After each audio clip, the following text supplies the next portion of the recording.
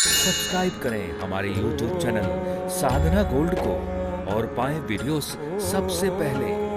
Bell icon दबाना ना भूलें।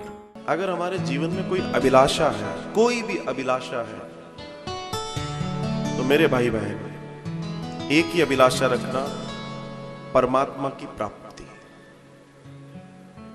और ईश्वर की प्राप्ति के भी दो साधन हैं, एक सीधे ईश्वर की प्राप्ति और एक मोक्ष की प्राप्ति। ईश्वर की प्राप्ति ऐसा भी हो सकता है कि इसी जीवन में किसी क्षण वो तुम्हें दर्शन दे दे, प्राप्ति हो जाए, ये एक प्राप्ति है। और एक मोक्ष की प्राप्ति है जिसमें आप सदा सदा के लिए ईश्वर को प्राप्त हो जाते हैं, उसकी चाकरी में लग जाते हैं। हालांकि हमारी वेद परंपरा में, हमारे शास्त्रों में, हमारी जो पूरी परंपरा है, इसमें परमात्मा को पाने की ज्यादा चर्चा नहीं है, इसमें मोक्ष की प्राप्ति की चर्चा है।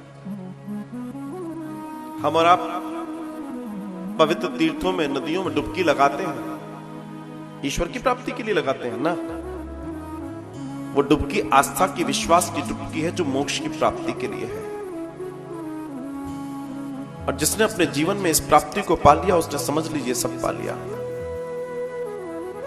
यही जीवन का सार है, यही जीवन की पूरा गुणा भाग यही है। जैसे भी हो, जिस भी स्थिति में हो, कोशिश कीजिए कि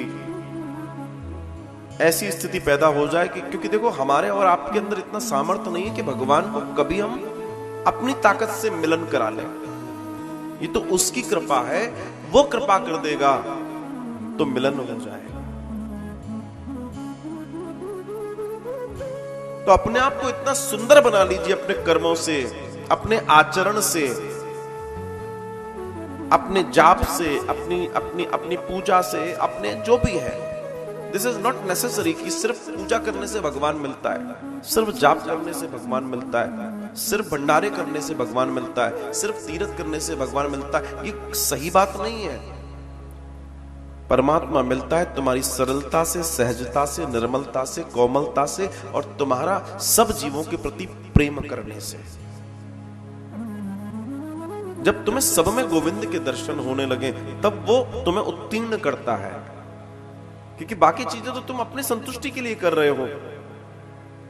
वो तुम्हारी व्यक्तिगत संतुष्टि हो सकती है,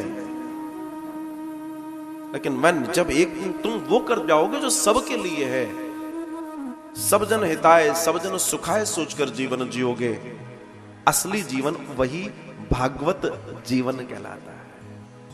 और जिस दिन आप भागवत हो जाएंगे, उस दिन परमात्मा तो आपके पास मुस्कुराता हुआ आएगा और कंधे पे हाथ रख के कहेगा, आओ चलो बैठते हैं थोड़ी देर।